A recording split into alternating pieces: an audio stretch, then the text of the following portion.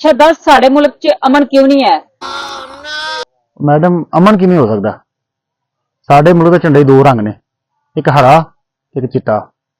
चिट्टा रंग अमन दा ते हरा रंग कौम दा।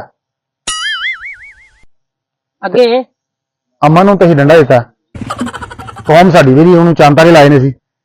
यही डंडा कौम नूं दिओ हां, वेखिआ अमन हुंदा।